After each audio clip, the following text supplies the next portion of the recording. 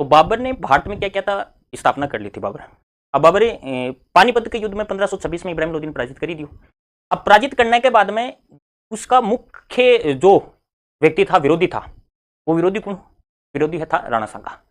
अब राणा सांगा के साथ क्या हुआ था, राणा सांगा की जो सेना थी, राणा सांगा की सेना और बाबर की सेना के बीच में ये बयाना का युद्ध हुआ।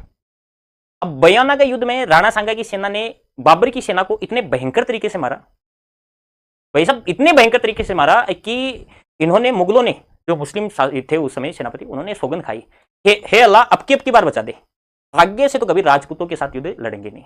और इस युद्ध में मेहंदी ख्वाजा की सेना क्या हो जाती है, हार जाती है। और मेहंदी ख्वाजा की सेना हार जाती है तो उसके पश्चात बाबर नए तरीके से सेना को सुव्यवस्थित और संगठित करके और राणा सांगा के पास वापस रहने का, राणा सांगा के साथ लड़ने का प्रयास करता है। और उसके पश्चात एक युद्ध होता है जिसका नाम क्या है, खानवा का युद्ध। अब खानवा के युद्ध में पूरी तैयारी चल रही और सेना को सामने बैठा दिया, भाई सामने बैठ जाओ सब, और मंच पर कौन आगो, बाबर आगो।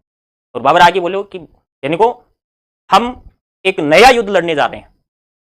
तो सैनिकों ने पूछा, किसी ने आप जैसे में से खड़ा हो गया था, इनको किसके साथ, इनको राणा सांगा के साथ। इनको भाई साहब थे ही जाओ, मैं तो कौन जाऊँ, क्योंकि हमने तो एक बार अपनी जान बचा ली, अल्लाह के शुक्रगुजार हैं कि हम बच के आ गए, भाई साहब वो मार देते हमें। तो बाबर ने सोचा कि मामला तो गड़बड़ हो गया। तो बाबर ने कहा कि आप इस युद्ध में मेरा साथ दोगे तो मैं आपका तमगा कर माफ कर दूंगा। तमगा क्या होता है, एक चुंगी टैक्स होता है। क्या टैक्स होता है, चुंगी टैक्स। वो चुंगी टैक्स आपका जो मुस्लिम व्यापारियों पे लगता था उसको माफ कर दूंगा।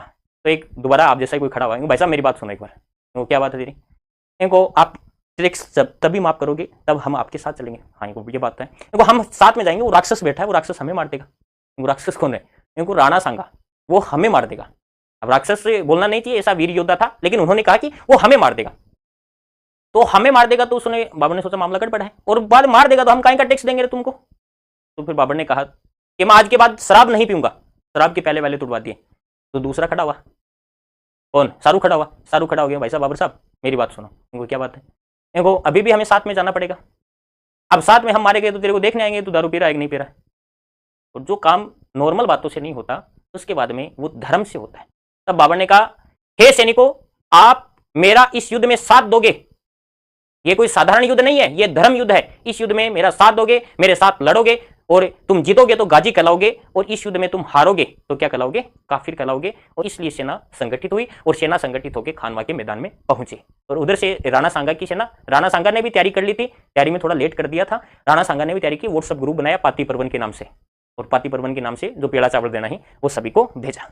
तो अब कौन सा टॉपिक पढ़ने वाले हैं, खानवा का युद्ध। कौन सा युद्ध है, खानवा का युद्ध।